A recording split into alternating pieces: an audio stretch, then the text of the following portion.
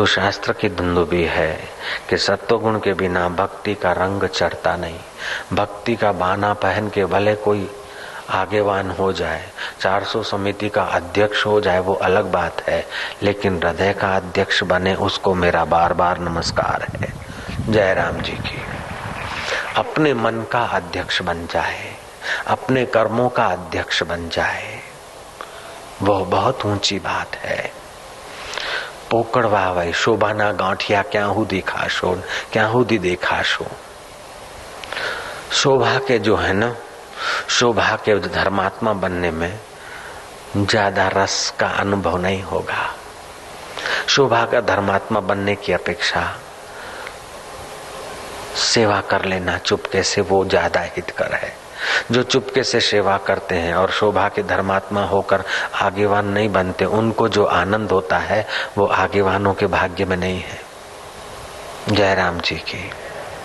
ये जरूरी नहीं कि अगवानी होने से ही आदमी धार्मिक है, आगेवान होने से ही आदमी बड़ा है। नहीं, कई बड़े लोग काम करते हैं, दिखते छोटे हैं लेकिन उनका हृदय बहुत बड़ा होता है। सेवा करते हैं, पूरे समर्पित हो जाते हैं और यश का यह भी नहीं चाहते, ये लोग बड़े होते हैं। लेकिन जो यश के लिए कुछ आगेवानी करते हैं, ऐसे लोग बड़े दिखते हुए भी बहुत छोटे होते हैं। जय राम जी की। और कभी कभी छोटे लोग भी बड़े काम करते हैं, लेकिन उनका बड़ा नाम नहीं होता है। बड़े में बड़ा जो परमात्मा है वो उनके हृदय में संतुष्ट होता है। और जो बड़ा यश ले जाते हैं, उनके हृदय में देखो तो खोखले रहते हैं। खुशामद खोरी से यश ले लेना, चापलूसी से यश ले लेना, ये कोई चतुराई की बात नहीं। ऐसे चतुराइयों को तो तुलसीदास जी कहते चूल्हे में डालो। चतुराई चूल्हे पड़ी, पूर्व पर्यो आचार, तुलसी हरि के भजन बिन चारों वर्ण चमार। ये बड़े लोग सुनते भी हैं, फिर भी हृदय इतना पुराने संस्कारों से रंजित है कि इस चौपाई का कोई अपने लिए उपयोग ही नहीं होता है। जय राम जी की। चतुराई चूल्हे परे, पूर्व पर्यो आचार, तुलसी हरि के भजन बिन चारों वर्ण चमार। ये 400 समिति की अगवानी परलोक में कोई काम नहीं देगी। ये फलाने मठ की अगवानी, फलाने धर्म सभा की अगवानी, अथवा फलानी कुर्सी की अगवानी, फलाने धन के ढेर या फलानी सत्ता की ऊंचाई, ये परलोक में रक्षा नहीं करेगी। रीते रह जाएंगे ठन ठन पाल। कब प्राण निकल जाए कोई भरोसा नहीं। कब तक धोखा दोगे अपने को। ईमानदारी से हृदय को पिघलाने के रास्ते चलो। हृदय पिघलता नहीं, उसलिए रो। भगवान में प्रीति नहीं होती, उसलिए रो। भगवान में मन नहीं लगता, उसलिए भगवान को प्रार्थना करो कि प्रभु जिंदगी के दिन बीते जा रहे हैं। साधक का वेश है, फकीर का वेश है, अमुक का वेश है, आगेवान का वेश है। इस अंदर में क्या चलता है तू जानता, और मैं अपने लक्षणों को जानता हूँ। लोग भले मुझे साधु कह दे, भगत कह दे, आगवान कह दे, लेकिन प्रभु अब ये तूने चमड़े से शरीर ढका है, ऐसे ही संस्कार लोग न देख सके, ऐसे संस्कार ढके, वरना तो लोग एक एक कंकड़ मारे तो मैं कहाँ पहुंच जाऊं। लोग क्या सजा देंगे। मैं अपने आप को जितना अपने दोष को जानता हूँ उतना तो मेरा कुटुंबी भी नहीं जानता है, और पड़ोसी उससे भी कम जानता है। लोग तो बहुत कम जानते हैं। आदमी अपना दोष जानता है, लेकिन इतना बेवकूफ हो गया कि अपने दोष को ढकता जाता है और निर्दोष होने का डिंडिम पीटता जाता है। इसलिए भक्ति का रंग नहीं लगता, हृदय कठोर हो जाता है।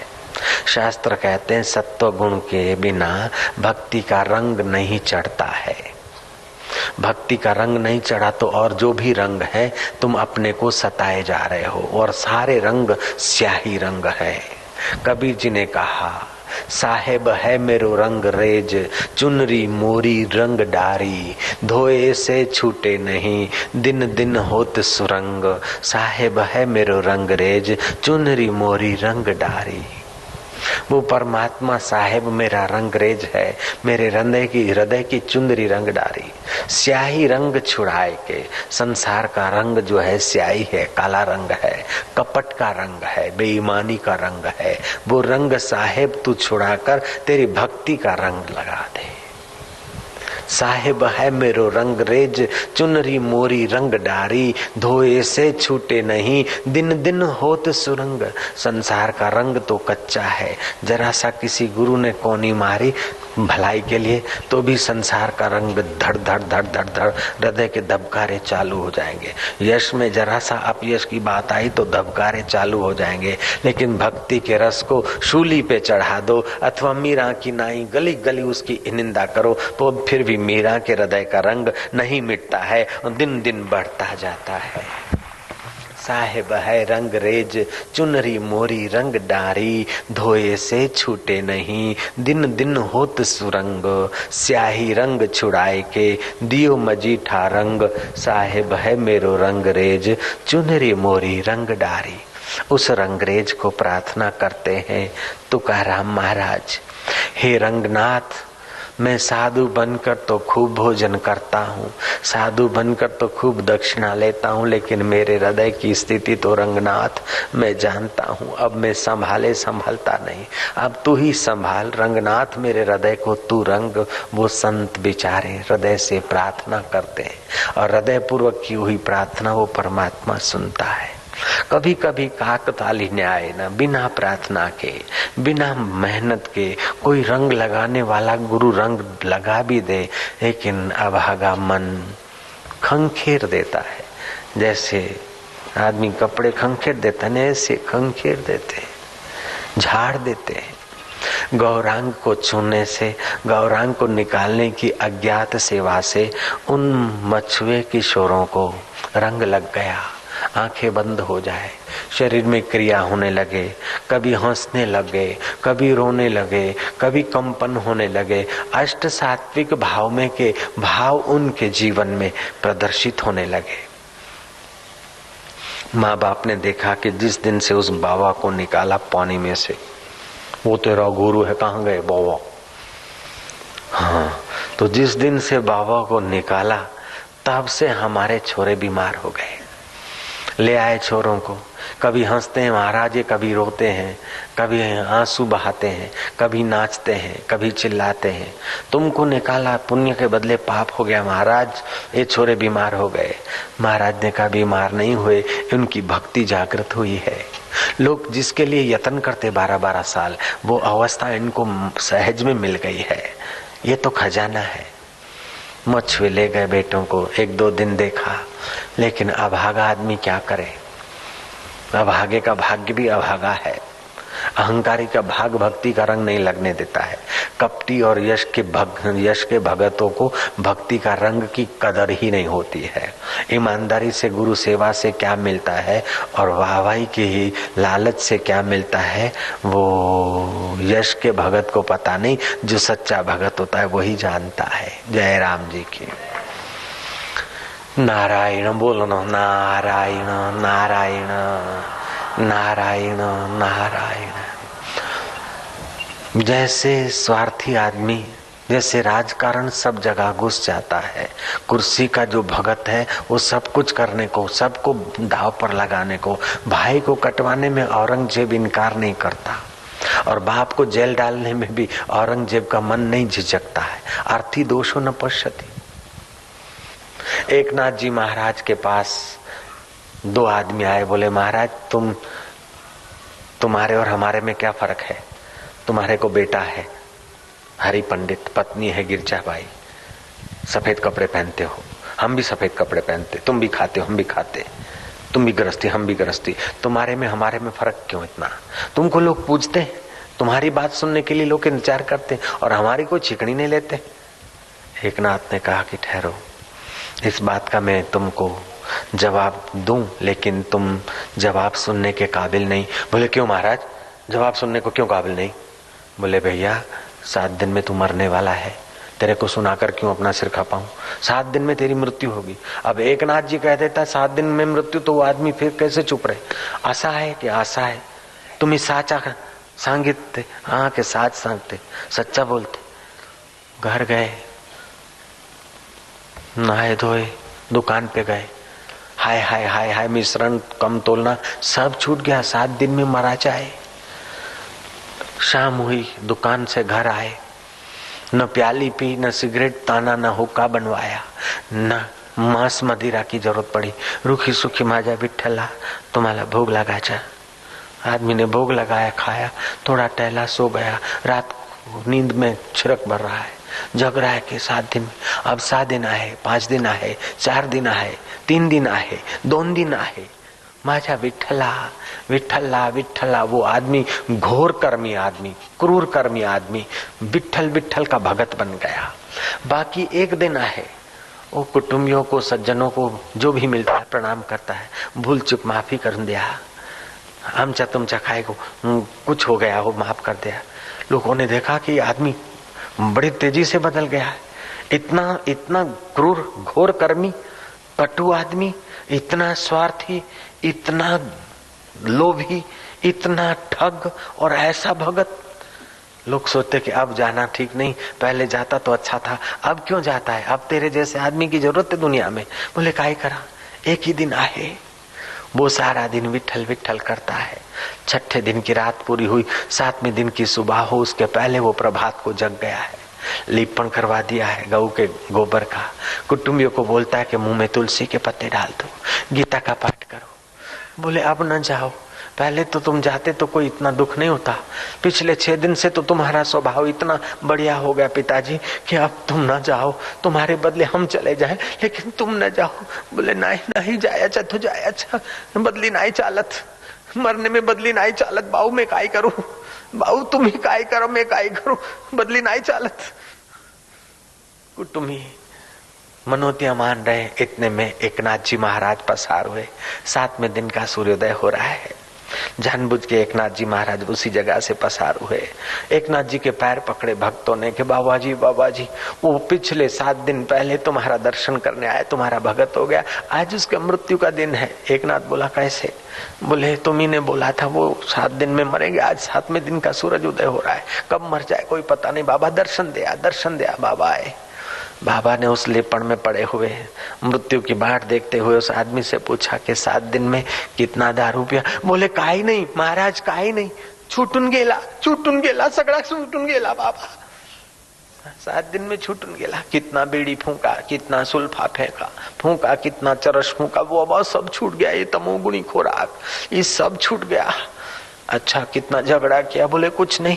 अरे रोटी में ये चाहिए, सापड़ कूड़ा, ये कड़ा, ये सब करते थे। इडली भी चाहिए, डोसा भी चाहिए, सांभर भी चाहिए, चटनी भी चाहिए, ये चाहिए वो। बोले नाही काय करा मरा चाहे काय खाऊ मैं, काय दिसू, काय कुठे जाऊ बाबा, मैं तो विठ्ठल सांगितला और काय याद नहीं है तो महाराज। बाबा ने कहा तो 7 दिन दूर तुमको मृत्यु दिखाई दी तो तुम साधु हो गए, मेरे को तो रोज मृत्यु दिखाई देती है, इसलिए मेरा हृदय साधुताई से रंगा है, उसलिए लोग मेरी बात सुनकर खुश होते हैं और निहाल होते हैं। तेरे प्रश्न का उत्तर देने के लिए प्रैक्टिकल प्रयोग किया था। उठ जा दुकान पर, लेकिन समझना कि कल भी मृत्यु हो सकती है। 7 दिन के बाद नहीं, घंटे भर के बाद भी मृत्यु हो सकती है। बस उठने का टाइम और टर्मिनल होते हैं, बस स्टैंड होते हैं। हवाई जहाज उठने का भी टर्मिनल नंबर 100 होते हैं, प्लेटफॉर्म नंबर 100 होते हैं ट्रेन के भी। लेकिन ये गाड़ी कब कहाँ से उठ दे, कौन से प्लेटफॉर्म से उठ जाए कोई पता नहीं। कुंभ देखने गया है और कुंभ हो जाए पूरा अपना, कोई पता नहीं। कुंभार का घड़ा तो साल भर के बाद कुंभार का कुंभ तो मिलेगा, लेकिन ये ब्रह्मा जी का कुंभ साल भर के बाद मिले ये कोई गारंटी नहीं है। यह तन काचा कुंभ है, फुटत न लागे बार, फुटत न लागे बार। फटका लागे फूटी परे, फटका लागे फूटी परे, गर्व करे वे गंवार, गर्व करे वे गंवार। यह तन काचा कुंभ है, यह तन बोलो, यह तन काचा कुंभ है, यह तन काचा कुंभ है, फुटत न लागे बार, फुटत न लागे बार, फटका लागे फूटी परे, फटका लागे फूटी परे, गर्व करे वे गंवार, गर्व करे वे गंवार। यह तन काचा कुंभ है, फुटत न लागे बार, फटका लागे फूटी परे, गर्व करे वो गंवार। समय गंवाए वो गंवार, प्रभु में रुचि न करे वो गंवार, गुरु के अनुभव को अपना अनुभव बनाने के लिए पुरुषार्थ न करे वो गंवार। न जाने कब फिर मनुष्य जन्म मिले। सुमेरु पर्वत की चोटी से तक प्रवाह चले गंगा का, और फिर उसके बालू कितने हैं कोई एक एक बालू गिन ले, हो सकता है, लेकिन राम जी से जीव ने कितने जन्म पाए उसका कोई छोर नहीं है। पक्के हृदय को जो अनुचित आचरण करते हैं उनको अगर कुछ मिल भी जाता है सहज में तो टिकता नहीं। ये गौरांग की कथा से हम लोग जानते हैं। वो मछुए आए, मच्छी मार, अपने बेटों को लेकर, बोले बाबा ये कुछ नहीं, ये ध्यान लग गया, वो लग गया, कृपा हो गया, ये कुछ नहीं, हम जानते, हमारे छोरे जैसे थे ऐसे कर दो। गौरांग ने देखा कि अब इनको क्या करें। बोले हमारे छोरे जैसे थे ऐसे कर दो। सियाने अभी तो हरिओम हरिओम हरिओम, कभी नाचते, कभी कुछ करते, कभी कुछ करते, ये पागल जैसे, और कोई दवाई भी काम नहीं करती, हमारे छोरे जैसे थे ऐसे कर दो। गौरांग ने कहा जाओ पापियों का अन्न खिलाओ तो जैसे थे ऐसे हो जाएंगे। मछुए कहते कि पापियों का अन्न? महाराज हम कौन है, पहचानते नहीं तुम? हम मच्छी मार है, मच्छी मार, पाप तो करते हैं, हमारा अन्न तो खा रहे हैं छोरे। बोले नहीं, जो ब्राह्मण हो, दान का लेता हो और भजन न करता हो उसके घर का अन्न खिलाओ। जो दान का खाता हो और तब भजन न करता हो उसकी नजर पड़े, उसके हाथ से परोसाओ, उनके हाथ का खिलाओ। अथवा मासिक धर्म में माई हो उसके हाथ का खिलाओ, तो ये जैसे थे ऐसे हो जाएंगे, अर्थात इनका सत्व गुण और भक्ति नष्ट हो जाएगी। उन मूर्खों ने वही किया, अशुद्ध अन्न खिलाया बच्चों को। कीर्तन भक्ति का रंग जो लगा था काकताली न्याय ने, वो नष्ट हो गया। मूर्खों की नजर से बच्चे सियाने हो गए, लेकिन सियानों की नजर से बच्चे महामूर्ख हो गए। जगत सच्चा दिखने लगे और हाय हाय घोड़ो दिन थोड़ो, इसी में जिंदगी बर्बाद हो गई। हम लोग जब साधु बने थे तो जो घर छोड़ते समय साधुओं को वैराग्य होता है, ऐसा वैराग्य टिक जाए तो हर साधु परमात्मा का साक्षात्कार कर ले। ये साधु कोई जैसे तैसे लोग नहीं है, भले अभी ऐसे दिखते हैं तितिक्षा से, लेकिन जब घर में रहे होंगे और किसी पुण्य बल से जब साधु बनने का विचार आया होगा, उस समय जो उनका पुण्य और उनका विवेक और उनका वैराग्य रहा होगा, अगर ठीक शुद्ध व्यवहार, शुद्ध आहार और शुद्ध संग मिलता तो अभी हम लोग कहीं के कहीं होते साधु लोग। संग का बड़ा प्रभाव पड़ता है। संग अगर भोगियों का मिलता है, आहार अगर ऐसा ही मिलता है, वातावरण ऐसा ही मिलता है, तो साधु बेचारा जिंदगी पूरी कर लेता है। मंजिल दिखाई नहीं देती। मंजिल कठिन नहीं है, मंजिल कठिन नहीं है, लेकिन जो घर से चले थे उस समय का जो चाल थी वो चाल ठंडी पड़ जाती है। ठंडे लोगों का संग मिलने से चाल ठंडी पड़ जाती है, और तेज लोगों का संग मिल जाता है तो चाल में फिर तेजी आ जाती है। तो साधु फिर उठता है, फिर चलता है। साधक के जीवन में, भक्तों के जीवन में, साधुओं के जीवन में ऐसा आता है। कभी तो सहज में ही मन लगे, सहज में ही आनंद आ जाए, सहज में ही सब तुच्छ चीजें छूट जाती है, और कभी मन बड़ी बेईमानी करता है कि जरा सा फूंक मार लो, जरा सा ये देख लो, जरा सा वो कर लो, जरा सा वो कर लो। उस समय भगवान की इस बात को याद रखें कि अभयम सत्व संशुद्धिर ज्ञान योग व्यवस्थिति दानम दमश्च यज्ञश्च स्वाध्याय तप आर्जवम। सरल स्वाध्याय तप अपने जीवन में बनाए रखें तो सत्व गुण नहीं होता तो चित्त पर भक्ति का रंग नहीं चढ़ता है। जो घोर कर्मों से चित्त कठोर हो गया है, उस चित्त को कोमल बनाने के लिए भी भगवान नाम जप, सेवा, सुमरण ही है। जैसे उत्तम पुरुष नेत्रों से ही हास्य करते हैं, मध्यम पुरुष स्मित करते हैं और कनिष्ठ पुरुष ठट्ठा मार के हंसते हैं, ऐसे ही उत्तम पुरुष उत्तम तत्व में सहज में ही उनकी निगाह पहुंचती है। मध्यम पुरुष को धारणा ध्यान समाधि करके पहुंचना पड़ता है और उससे तीसरे नंबर पुरुषों को किसी के सहयोग धके से उस परम तत्व का प्रसाद मिल सकता है, जिस प्रसाद से सारे दुख दूर हो जाते हैं। एक राजा ने सभा भरी बुजुर्ग लोगों की और पूछा कि राज्य कैसा चल रहा है। मेरा दादा राज्य करता था तब कैसा था, मेरा बाप राजा था तब कैसा था, और अभी राजा है कैसा है, बोलो। अब राज्य दंड से कौन सत्य बोले। वाहवाही करने वाले तो बहुत हैं, लेकिन सत्य बोलने वाले उस जमाने में बुजुर्ग लोग थे। लेकिन राजा का स्वभाव देखकर सब चुप रहे। राजा ने कहा बोलो न, बोलो किसका राज अच्छा था, मेरे दादा का अच्छा था, मेरे बाप का अच्छा था कि मेरा अच्छा था। तो एक कुम्हार उठा, बोले आपके दादाजी राज्य करते थे, उस समय मैं 16 साल का था। मैं किसी जगह से पसार हो रहा था और कोई अबला स्त्री अपने कुटुंबियों से दुल्हन छूटी पड़ गई। डाकू आए, सब इधर उधर भाग दौड़ मच गई और वो बेचारी कहीं छुप कर अपनी जान बचा ली। मैंने उसको देखा, मैं उसको अपने घर लाया और फिर उसको अपने मायके पहुंचा दिया। तब तुम्हारे पिता राज्य करता था, तुम्हारा दादा राज्य करता था। उस समय उस दुल्हन को देखकर मेरे को पुत्री जैसा भाव आया, उसका धन दौलत छीनने का भाव नहीं आया। मैंने रोटी खिलाई, कहा बेटी छोड़ देना, तेरे घर पहुंचाना ये भी मेरा कर्तव्य है, ऐसा मेरा मन था। जब तुम्हारा बाप राज्य करते थे तो मन में आया कि उस लड़की को रोटी खिलाई, घर पे रखी, कुछ इनाम दे देती तो हम ले लेते, अथवा तो कुछ लीला करके दान दक्षिणा ले लेते। ऐसा मेरे मन में भाव आया। जब तुम्हारे पिताजी राज्य करते थे तब मेरे मन में ऐसा भाव आया। अभी तो ऐसा आता है कि उसको अपनी दुल्हन बना लेता, गहने छीन लेता तो बहुत अच्छा था। अब किसका राज कैसा है वो तो आप ही जानो, लेकिन अभी ऐसा ही भाव आता है। और शास्त्र में कहा यथा राजा तथा प्रजा। राजा ने कहा बूढ़ा सब कुछ सुना दिया, सब कुछ सुना दिया। तो जैसा राजा तैसी प्रजा, जैसा अन्न तैसा मन। तो जिसके राज्य में हम लोग रहते हैं, जिस मठ में, जिस श्रेष्ठ पुरुष के गुरुद्वार में, कुटुंबियों में, उनके प्रभाव भी पड़ता है, वातावरण का प्रभाव भी पड़ता है।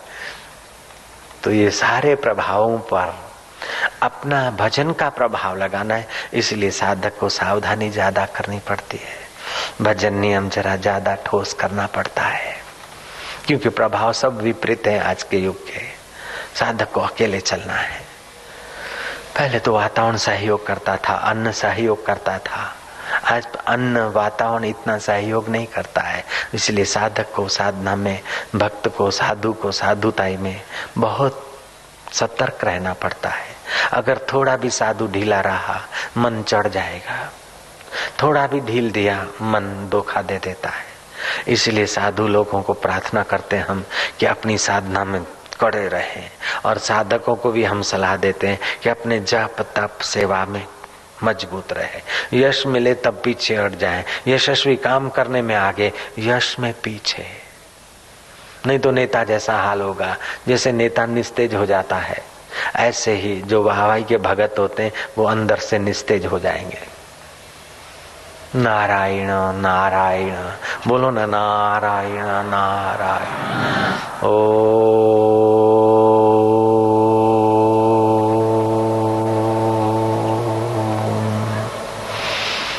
सहनां भवतु सहनौ भुनक्तु सह वीर्यं करवावहि तेजस्विनः वधीतमस्तु मा विद्विषावहि। ओम शांति शांति। हरि ओम।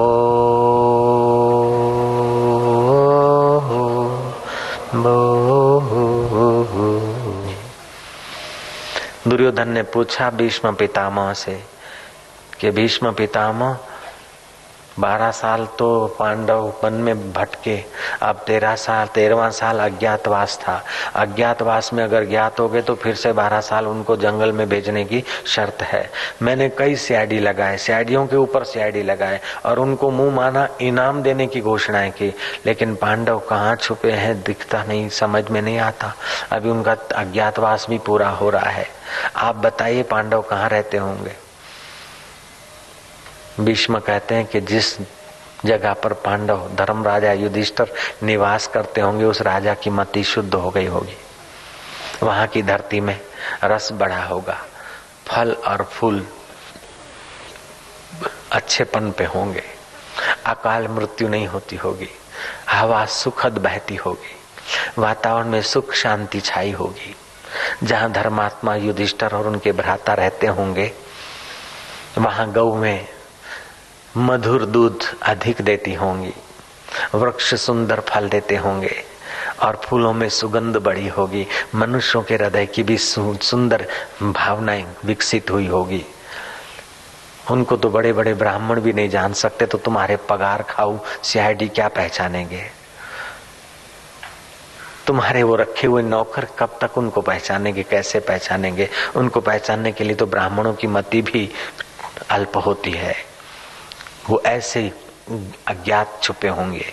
लेकिन ये लक्षण मैं बताता हूं कि जिस धरती पे जाने से मन में शुभ भाव आए, समझ देना उस इलाके में धर्मात्मा युधिष्ठिर रहता होगा। धर्मात्मा आदमी अपना तो कल्याण करता है, लेकिन जिस वातावरण में जिस रेंज में रहता है वहां का वातावरण भी पवित्र होता है।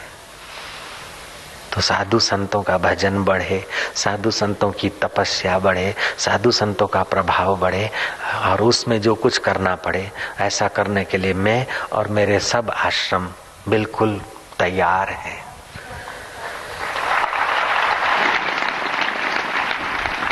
और परदेश के लोग आते हैं, पगारदार ईसाई लोगों के गले में क्रॉस डाल देते हैं, हिंदू धर्म से लोगों को भ्रष्ट कर देते हैं, प्रलोभन देकर 5 किलो आटा देकर 2 किलो तेल देकर लोगों को ईसाई बना देते हैं। इससे तो अच्छे भले अपने साधु रोटी का टुकड़ा खाते राम राम करते, और साधुओं में तप तेज हो तो और भी सनातन धर्म की सेवा होगी। सनातन धर्म की सेवा तो समाज की सेवा है, विश्व की सेवा है। कबीर जी ने कहा, काम न क्रोध न लोभ न मोह कछु, एकल भला अनीह, साधु ऐसा चाहिए जैसा वन का सिंह। वन का सिंह कितना निर्भीक होता है, साधु का जीवन ऐसा होता है।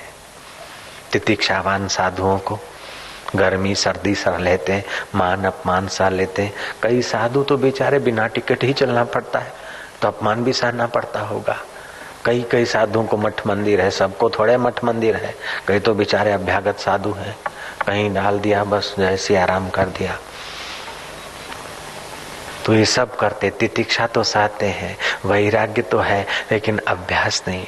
कईयों के पास अभ्यास है तो वैराग्य नहीं। अगर अभ्यास वाला वैराग्य मिला दे, वैराग्य वाला अभ्यास मिला दे, तो जैसे पक्षी 2 पांख से उड़ते हैं, स्कूटर 2 व्हील से भागता है, आदमी 2 पैरों से चलता है, ऐसे साधु का जीवन अभ्यास और वैराग्य के बल से बिल्कुल साक्षात्कार के रास्ते आगे बढ़ जाएगा। नारायण नारायण नारायण नारायण। गृहस्थी को चाहिए कि महीने 2 महीने 4 महीने 2 दिन का मौन रख ले, शरीर स्वस्थ रहे, ऐसा थोड़ा उपवास कर दे, नौकरी से छुट्टी लेकर कमरे में चला जाए, नहा धो के सुबह 4 बजे कुछ न खाए। अगर बहुत भूख लगे तो थोड़ा सा पपीता ले, अकेला रहे, जप करे 1 दिन, दूसरा दिन शास्त्र थोड़ा पढ़े, जप करे। 2 दिन में बहुत कुछ परिवर्तन होगा, शरीर के कणों का और मन का बहुत प्रगति होगी।